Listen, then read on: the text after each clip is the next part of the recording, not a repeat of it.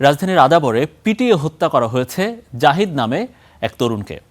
গ্রেপ্তারের পর আদালতে তোলার আগেই মৃত্যু হয় জাহিদের।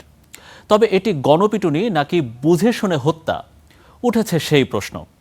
আমাদের সহকর্মী সাব্বির আহমেদ এটা নিয়ে একটি অনুসন্ধান করেছেন। রাজধানীর আদাবরে পিটুনিতে জাহিদ নামে আহত এক যুবক গেল শনিবার আদালত চত্বরেই জ্ঞান হারান। হাসপাতালে নেওয়া হলে চিকিৎসক জানান তিনি মারা গেছেন। জাহিদের প্রতিবেশী খোরশেদ জানান, শনিবার সকাল 10টা নাগাদ তার বাসায় হামলা চালান জাহিদ। এ বিষয়ে থানায় অভিযোগ করলে তা মামলা আকারে লিপিবদ্ধ করা হয়।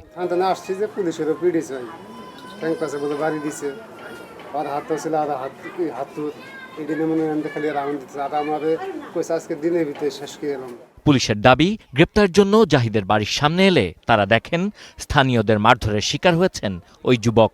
সঙ্গে সঙ্গে তাকে উদ্ধার করে হাসপাতালে নিলে প্রাথমিক চিকিৎসা দেওয়া হয়, পরে পাঠানো হয় আদালতে। আটক করলে যেটা হয়, মানুষ ক্ষিপ্ত হলে যেটা হয় এক প্রকার গণদোলাই, যেটা এরকম একটা ঘটনা এখানে আমরা শুনেছি।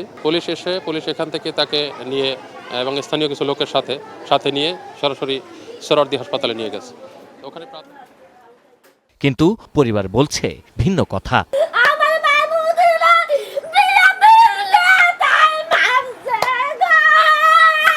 পুলিশের পোশাক ছাড়া জন গেছে এলাকা একটু বেশি সবাই মিলে যখন ওর মা একদূর করতে আছে তখন একটু বকা দিছে পুলিশে ধরে আর হ্যান্ডকাপটা পরে আলেছে, পরে যে যেটুকু পারছে পুলিশ সরকার এটুকু করে মারছে।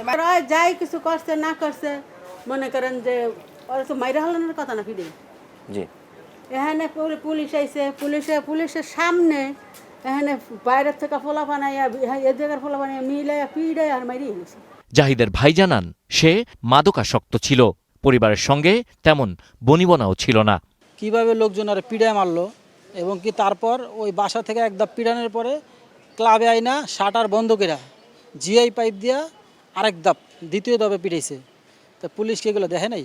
ময়নাতদন্ত শেষে মরদেহ পরিবারের কাছে হস্তান্তর করা হয়েছে।